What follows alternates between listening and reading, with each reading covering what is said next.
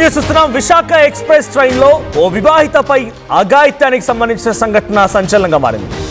నిందితుడిని ఇప్పుడు అరెస్ట్ చేశారు పోలీసులు. విజయవాడ రైల్వే పోలీసులు అదుపులోకి తీసుకున్నట్టు తెలుస్తోంది. నిందితుడు ఒడిశాకి చెందినటువంటి సౌరవ్ బగ్దీగా గుర్తించారు.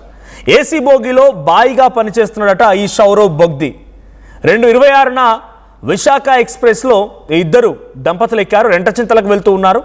జనరల్ బోగిలో ఉన్నటువంటి వివాహితని మాటల్లోకి దించి, అయితే ఆ వివాహిత కూడా ఆ భార్యాభర్తలు ఇద్దరు కూడా వాష్రూమ్ దగ్గర కూర్చున్నారట. కొన్ని సందర్భాల్లో ట్రైన్లు మొత్తం కిక్కిరిసి పడుతూ ఉంటే బహుశా మీరు కూడా ట్రైన్లో ట్రావెల్ చేసినప్పుడు చూసే ఉంటారు. అక్కడ సీట్లు సర్దుబాటు కాకపోవడంతో, కూర్చోడానికి స్పేస్ లేకపోవడంతో వారంతా వచ్చి వాష్రూమ్ దగ్గర కింద ఆ ట్రైన్ పైన కూర్చుంటారు, కింద ట్రైన్ నేలపై కూర్చుంటుంటారు. అలాంటప్పుడు అక్కడ సేమ్ ఎగ్జాక్ట్గా ఇప్పుడు ఆ దంపతులు కూర్చున్నారట. అయితే ఏసీ సప్లై క్యాబిన్లో ఒక బెర్త్ ఖాళీగా ఉంది. రెండని తీసుకొని వెళ్ళాడంట. లోపలికి తీసుకెళ్ళిన తర్వాత బయటికి, అంటే భార్యాభర్త ఇద్దరు రమ్మనన్నాడంట. భర్త కూడా నేను ఒకటే బెర్త్ ఖాళీ ఉందన్నారు కదా, నువ్వు వెళ్ళు, నేను వస్తానని చెప్పి భర్త అక్కడ కూర్చొని పోయాడు. భార్య మాత్రం ఆ వ్యక్తితో వాడిని నమ్మి లోపలికి వెళ్ళిపోయింది. ఆ తర్వాత AC supply cabin door close చేసి ఈ సౌరవ్ బగ్దీ అనే వ్యక్తి ఆ అమ్మాయిని పూర్తిగా వివస్త్రణ చేసి బలవంతంగా అమ్మాయి పైన అఘాయిత్యానికి పాల్పడ్డాడు. రాత్రి 11:45 సమయంలో మహిళ పైన ఈ నిందితుడు అఘాయిత్యానికి పాల్పడ్డాడు. అయితే రైలు దిగిన వెంటనే ఆ భార్య భర్తకి విషయం చెప్పింది. ఇలా పలానా వాళ్ళ లోపల తీసుకెళ్ళి నాపై ఇట్లా తప్పుగా బిహేవ్ చేశాడు, నాపై అఘాయిత్యానికి పాల్పడ్డాడని చెప్పడంతో ఆ భర్త అప్పుడు ఏం చేయాలో తోచలేదు. ఇంటికి వెళ్ళిపోయారు. ఇంటికి వెళ్ళిన తర్వాత కొంత ఇల్లిటరేట్స్, సో ఏదో బతుకుదెరు కోసం విశాఖలో వచ్చి ఉంటున్నారు. సో రెంటచింతలకు వెళ్ళిన తర్వాత రెంటచింతలో తమ ఇంట్లో పెద్దలకు చెప్పిన తర్వాత చర్చించి 28వ తేదీన మళ్ళీ పోలీసుల దగ్గరికి వచ్చి పోలీసుల దగ్గర కంప్లైంట్ చేశారు. సో విశాఖ నుండి నడికుడికి వెళ్తుండగా ఈ ఘటన జరిగింది. అయితే మళ్ళీ ఆ రైల్వే పోలీసులకు రెంటచింతల దగ్గర కంప్లైంట్ ఇవ్వడంతో ఆ పోలీసులు దీన్ని రైల్వే పోలీసులకు ట్రాన్స్ఫర్ చేస్తే ఈ విషయాన్ని చాలా సీరియస్గా తీసుకొని కొంత ఇన్వెస్టిగేషన్ చేస్తే ఫైనల్లీ ఆ నిందితుడు దొరికాడు, సౌరవ్ బగ్దీ. ఆ నిందితుడి పేరు మనకు ఫోటోలో కూడా కనబడుతున్నాడు. సో సౌరవ్ బగ్దీ ఆయనే. సో అక్కడ నేలపై కూర్చున్నటువంటి ఆ వ్యక్తులని బలవంతంగా, ఒక క్యాబిన్ ఉంది, ఒక బెర్త్ ఖాళీగా ఉంది, మీరు రండి అక్కడ కూర్చుందురు గారి అని చెప్పి వాళ్ళని పిలిస్తే భార్య ఒకటే బెర్త్ ఖాళీగా ఉంది కదా అని చెప్పి భర్త ఏం చేశాడు, నువ్వు వెళ్ళమ్మా నేను వస్తానని చెప్పి భార్యని పంపిస్తే అక్కడికి వెళ్ళిన తర్వాత ఈ అఘాయిత్యానికి పాల్పడ్డాడు నిందితుడు. దిగిన తర్వాత ట్రైన్ దిగాక అప్పుడు భర్తకు చెప్పింది ఆ భార్య. ఇంట్లో వాళ్ళ అమాయకత్వం ఎలా కనబడుతుందంటే వెంటనే కంప్లైంటో లేకపోతే అక్కడే స్పాట్లో ట్రైన్లో ఉండగానే భర్తకు చెప్పినా ఈ సమస్యకు ఒక ఫుల్ స్టాప్ పడేది, లేదా వెంటనే ఆ నిందితుడు పట్టుకునేవాళ్ళు. ఆ తర్వాత కింద దిగినాక మళ్ళీ వాళ్ళ అమాయకత్వం ఎలా కనబడుతుందో ఇంటికి వెళ్ళి పెద్దలతో చర్చించి ఏం జరుగుద్దోనని చెప్పి అంతా ఆలోచించిన తర్వాత పోలీసులకు కంప్లైంట్ ఇస్తే ఇప్పుడు 2 రోజుల తర్వాత ఈ ఘటన పోలీసులు అదుపులోకి తీసుకున్నారు ఆ నిందితుడిని. 26వ తేదీన సంఘటన జరిగితే 28వ తేదీన ఆ మహిళ మళ్ళీ వెళ్ళి పోలీస్ స్టేషన్లో కంప్లైంట్ ఇచ్చింది. ఈరోజు 30వ తేదీ ఈరోజు పోలీసులు ఆ నిందితుడిని, ఆ ఆఫీసు అందులో పనిచేసిన ఏసీ క్యాబిన్ సప్లైలో బాయిగా పనిచేసే వ్యక్తిని అదుపులోకి తీసుకున్నారు పోలీసులు. సో దీనికి సంబంధించి మరిన్ని అప్డేట్స్ మా ప్రతినిధి సాయి అందిస్తారు. సాయి, సో ఏం జరిగింది? ఆ మహిళ ఇచ్చిన ఫిర్యాదు ఆధారితంగా సౌరవ్ బగ్దీ అరెస్ట్ చేశారు పోలీసులు. సో ఎటువంటి విచారణ జరుగుతోంది? ఇప్పుడు ఆ కుటుంబం ఎవరైతే మహిళ లేదా భార్యాభర్తలు ఉన్నారో వాళ్ళ కుటుంబ రియాక్షన్ ఏంటి? ఈ ఘటన పైన ఎటువంటి టాక్ నడుస్తోంది? మనోజ్, విశాఖ ఎక్స్ప్రెస్ లో జరిగినటువంటి అత్యాచార సంఘటనకి సంబంధించినటువంటి అంశంలో ప్రస్తుతం విజయవాడకు చెందినటువంటి రైల్వే పోలీసులు నిందితుడిని గుర్తించడం జరిగింది. అతను ఒడిశా రాష్ట్రానికి చెందినటువంటి సౌరవ్ బగ్దీగా కూడా గుర్తించినటువంటి నేపథ్యంలో అతన్ని అదుపులోకి తీసుకున్నారు. అయితే మహిళ ఇచ్చినటువంటి ఫిర్యాదు, అదేవిధంగా ఆమె చెప్పినటువంటి ఆధారాలు ఏవైతే ఉన్నాయో, డ్రెస్సు కలర్ కానీ ఇవన్నీ కూడా ఐడెంటిఫికేషన్ కి సంబంధించినటువంటి నేపథ్యంలోనే అతన్ని గుర్తించినట్లు కూడా పోలీసులు చెప్తున్నారు. విశాఖ ఎక్స్ప్రెస్ లో 26వ తారీఖు ఈ మహిళ, ఆమె భర్త కూడా ప్రయాణం చేయడం జరిగింది. ఆ నేపథ్యంలో వాళ్ళని ఆ మహిళకి అదేవిధంగా భర్తకి మాయమాటలు చెప్పి ఏసీ బోగిలో ప్లేస్ ఉంది రండి అని అక్కడ తీసుకొని వెళ్ళటం, అక్కడ ఎవరు లేనటువంటి సమయంలో కూపేలో తీసుకొని వెళ్ళి ఆమెని రేప్ చేసినటువంటి పరిస్థితులు అయితే ఉన్నాయి. ఇదంతా కూడా 26వ తారీఖు జరిగినా కూడా వాళ్ళు రెంటచింతలకి చెందినటువంటి భార్యాభర్తలు వాళ్ళు.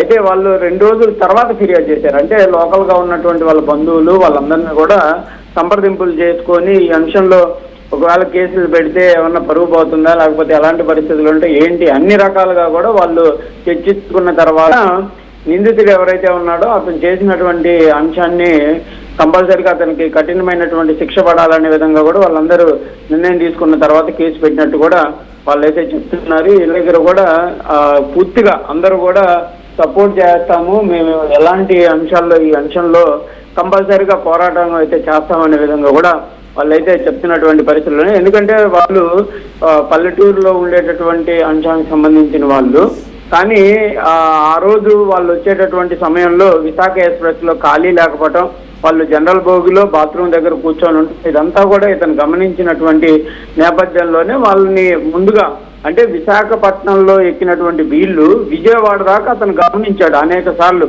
వీళ్ళ పరిస్థితి ఏంటి, వీళ్ళు ఏం చేస్తున్నారు, ఇవన్నీ కూడా గమనించి విజయవాడ దగ్గరకు వచ్చేటటువంటి సమయంలో వాళ్ళకి మాయమాటలు చెప్పడం జరిగింది. అక్కడ నుంచి ఏసీ బోగులో తీసుకెళ్ళడం, ఆ తర్వాత విజయవాడ నుంచి నడుకూడి జంక్షన్ ఏదైతే ఉంటుందో ఈ మధ్యలో ఆమె పైన అత్యాచారానికి పాల్పడటం, ఆమె ఆ తర్వాత ఇంటికి వచ్చిన తర్వాత ముమ్మరంగా ఉండటంతో అందరూ అంటే ఇంట్లో కుటుంబ సభ్యులు భర్త కూడా గట్టిగా అడిగినటువంటి నేపథ్యంలోనే ఇట్లా జరిగింది అనే విధంగా కూడా చెప్పినట్లు కూడా తెలుస్తుంది. ఏదైనా కూడా ఈ సంఘటనని రైల్వే పోలీసులు అయితే సీరియస్ గా తీసుకొని వెంటనే అతనికి సంబంధించినటువంటి అంశాలను గుర్తించి ప్రస్తుతం అయితే సౌరవ్ బగ్దీని అదుపులోకి తీసుకున్నటువంటి పరిస్థితులు ఉన్నాయి. ప్రస్తుతానికి మరి ఈ కేసుకు సంబంధించిన దానిపైన విజయవాడ రైల్వే పోలీసులు అయితే పూర్తి స్థాయిలో విచారణ చేపడుతున్నారు. ఇతను గతంలో ఏమన్నా ఇలాంటి సంఘటనలకు పాల్పడటం జరిగిందా, ఇదే మొదటిసారా, ఆ ఏసీ బోగిలోకి ఇతను వెళ్ళటానికి టీసీలు ఎవరన్నా పర్మిషన్ ఇవ్వడం జరిగిందా అనే కోణంలో కూడా దర్యాప్తు జరుగుతుంది. ఎందుకంటే ఎవరిని పడితే వాళ్ళని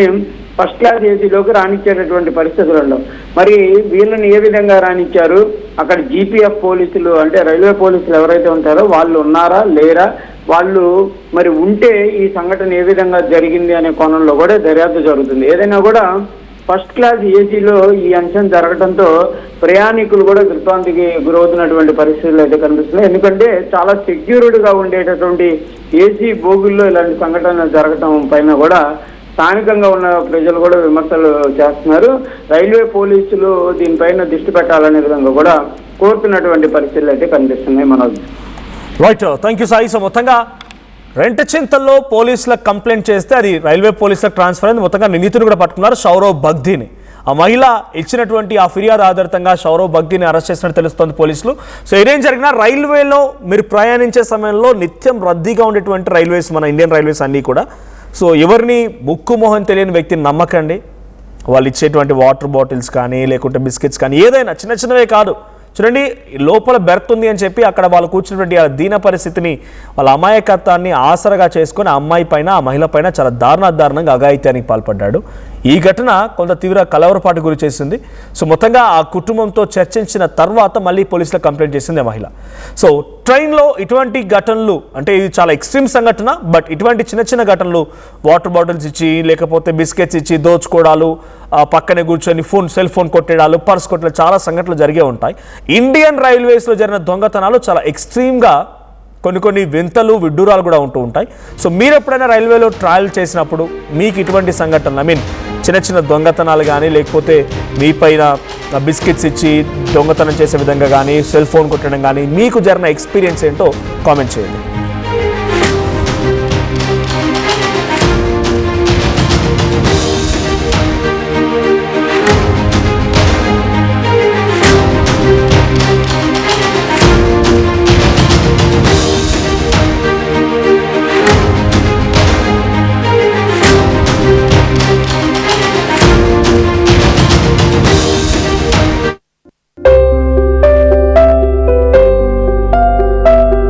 చిన్న చిన్న ఆనందాలు 35 ఏళ్లుగా నా జీవితంలో లేవు.